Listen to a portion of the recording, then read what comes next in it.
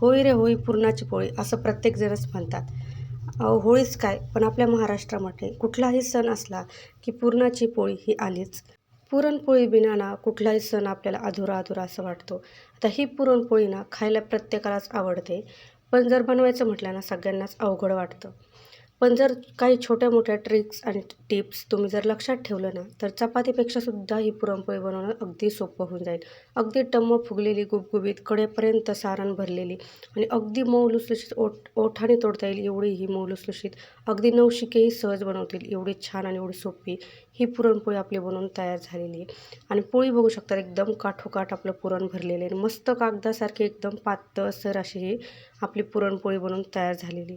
तर अशी ही परफेक्ट पुरणपोळी कशी बनवायची याची आज आपण सविस्तर रेसिपी बघितलेली. त्यासाठी पूर्ण व्हिडिओ बघा आणि आवडत असेल तर एक लाईक नक्कीच करा. आता ही पुरणपोळी बनवण्यासाठी मी तर अर्धा किलो ही ना चण्याची डाळ स्वच्छ अशी साफ करून घेतलेली आहे. आता ही डाळ आपल्याला स्वच्छ अशी 2 पाण्याने धुवून घ्यायची. आता 2 पाण्याने ही डाळ मी स्वच्छ अशी धुवून घेतलेली आहे. तोपर्यंत इथं एका पातेल्यामध्ये मी भरपूर असं पाणी गरम करायला ठेवलं होतं. आता मस्त कडकडीत पाणी गरम झाल्यानंतर स्वच्छ धुवून घेतलेली डाळ मी ह्या पातेल्यामध्ये टाकून घेतलेली. आता मी ही डाळ पातेल्यामध्ये शिजवून घेणार आहे. तुमच्याकडे जर टाईम नसेल तर तुम्ही कुकरला डाळ शिजवली तरीसुद्धा चालेल. पण मी इथं पातेल्यातच शिजवणार आहे, कारण मला भरपूर असा टाईम पण आहे आणि मला आहे ना पातेल्यातच शिजवलेली डाळ आवडती. त्यामुळे इथं मी पातेल्यातच डाळ शिजवून घेऊन राहिली. आता याच्यावरती झाकण ठेवून मस्त मऊसूद होईपर्यंत डाळ शिजवून घ्यायची. तर बघू शकता थोड्या वेळाच्या नंतर मस्त अशी आपली डाळ ही मऊसूद अशी शिजलेली आहे. अगदी बोटाने दाबलं ना ते सहज एकदम अशी पटकन तुटते. म्हणजे एकदम मऊसूद आपली डाळ शिजलेली आपली अशीच पाहिजे. आणि मी याच्यामध्ये पाणी भरपूर असं टाकलं होतं, कारण मी ह्या पाण्यापासून ना कटाची आमटी बनवणार आहे, त्यामुळे मी इथं जास्त पाण्याचा वापर केलेला आहे. आता काय करायचं, ही डाळ आपल्याला एखाद्या चाळणीने अशा पद्धतीने पूर्ण पाण्याचं गाळून घ्यायचं आहे. तर बघू शकता अशा पद्धतीने पूर्ण पाणी मी ह्या डाळीमधून गाळून घेतलेले आहे. आता काय करणार, याच्यामधली मी थोडीशी डाळ ना एका वाटीमध्ये काढून घेऊन राहिले. फक्त अर्धीक्षे वाटीसारखी डाळ काढून ठेवली, कारण कटाची आमटी बनवताना ही डाळीचा वापर मी करणार आहे. त्यासाठी थोडीशी डाळ इथं मी साईडला काढून ठेवलेली. आता या डाळीमधलं पूर्ण पाणी निथळल्यानंतर हे जे पाणी उरलेलं आहे ना, आपण याचा आमटीसाठी वापर करणार आहोत. त्यासाठी साईडला ठेवून देऊया. आता लगेच एक छोटं मिक्सरचं भांडं घ्यायचं आहे. त्याच्यामध्ये 1 चमचा बडीशेप टाकून घ्यायची. त्यानंतर 10 ते 12 अख्खी वेलची टाकून घ्यायची. त्यानंतर थोडीशी सुंठ असते ना, ती मी इथं खलबत्त्यामध्ये थोडीशी ठेचून घेतलेली आणि मग ती याच्यामध्ये टाकून घ्यायची.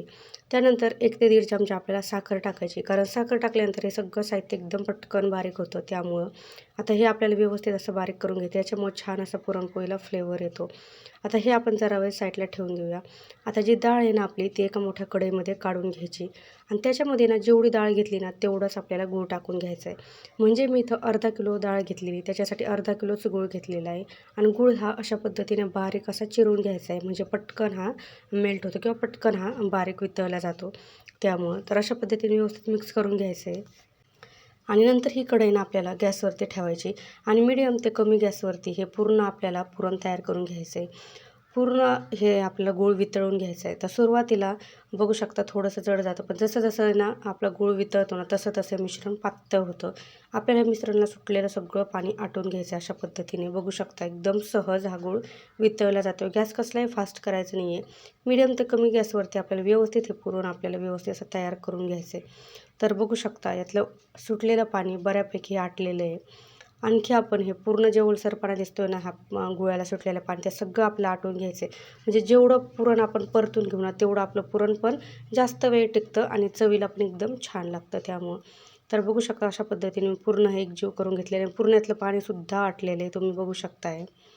आता थोडं याच्यामध्ये पाणी दिसत नाही. आता पुरण तयार झालं की नाही बघायसाठी काय करायचं, अशा पद्धतीने चमचा पुरणामध्ये असा उभा ठेवायचा आहे. बघू शकता चमचा उभा राहतो, अजिबात खाली असा पडत नाही आहे.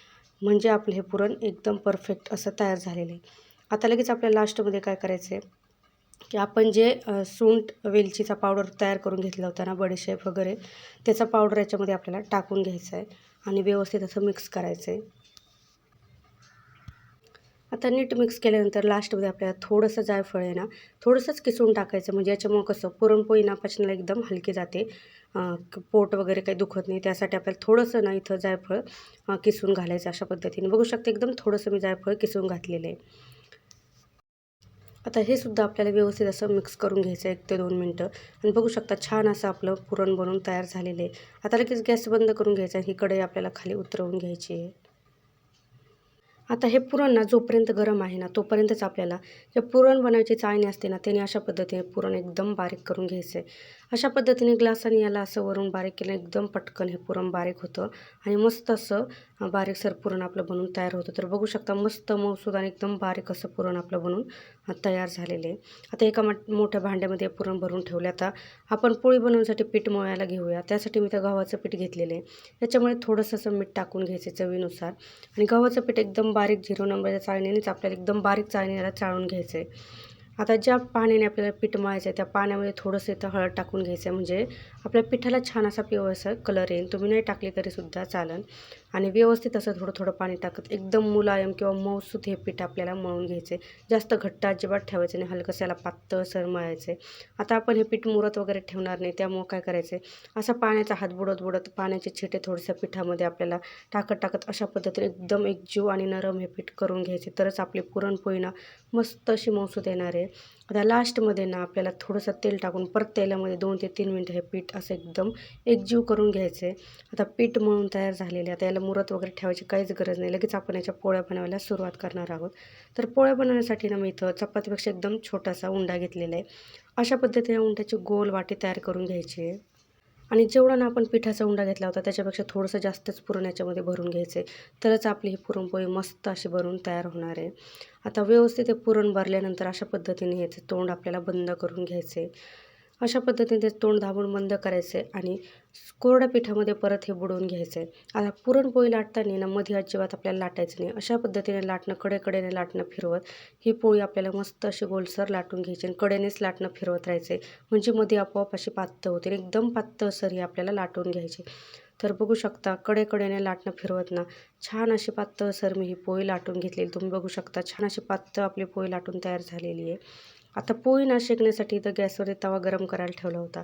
आता तवा व्यवस्थित गरम झाल्यानंतर थोडंसं तेल याच्यावरती टाकून घ्यायचं आहे आणि पोळी याच्यावर टाकून घ्यायची. आता एका बाजूने शेकल्यानंतर बाजू पलटी करून घ्यायची. आता तुमच्या आवडीप्रमाणे तेल तूप तुम्ही इथं काहीही लावू शकता आणि मस्त तेल तूप लावून छान अशी आपली खरपूस अशी पोळी भाजून घ्यायची. तर बघू शकता छान अशी आपली पोळी टम्म फुगलेली आहे आणि दिसायलाही काय मस्त दिसू राहिली. तुम्ही बघू शकता एकदम साध्या सोप्या पद्धतीमध्ये छान अशी आपली पुरणपोळी बनवून तयार झालेली आहे आणि सगळ्या पोळ्या आपल्या अशाच टम्म फुगतात. बघू शकता काय मस्त दिसू राहिलेली आहे. आता ही पोळी आपल्याला काढून घ्यायची आहे. अशा पद्धतीने आपल्या सगळ्या पोळ्या तयार करून घ्यायच्यात. तर बघू शकता छान आपली पोळी बनवून तयार झालेली आहे. मस्त कडेपर्यंत सारण भरलेले आणि मस्त मऊ लुसलुशीत बनवून तयार झालेली आहे. कशी वाटली तुम्हाला आजची माझी पुरणपोळीची रेसिपी ना नक्की कमेंटमध्ये सांगा आणि रेसिपी कुठल्या ॲक्च्युली थोडी जरी आवडली असेल तर प्लीज एक लाईक नक्की करा. तुम्ही एक लाईक केलं ना की मला व्हिडिओ बनवण्यासाठी आणखी प्रोत्साहन मिळतं. त्यामुळे लाईक नक्कीच करा. चॅनलवरती नवीन असता चॅनल सबस्क्राईब करा. रेसिपी बघितल्याबद्दल धन्यवाद.